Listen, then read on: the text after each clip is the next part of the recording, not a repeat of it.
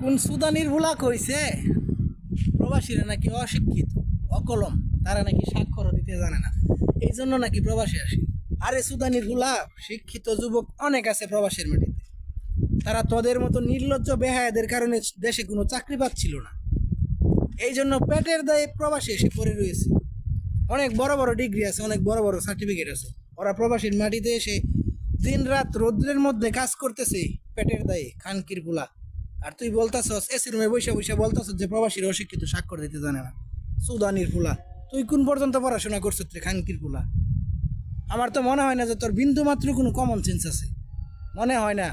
কারণ যদি তোর কোনো বিন্দু মাত্র কমন সেন্স থাকতো তাহলে প্রবাসীদের নিয়ে এত বড় একটা কটূক্তি তুই করতে পারতি না। আর টাকার জোরে যে চেয়ারটা পাইছিস না, বিশ্বাস কর তুই কিছুদিনের মধ্যে দেখবি তোর এই চেয়ারটা নাই, তখন মানুষের ধারে ধারে ভিক্ষা করবি।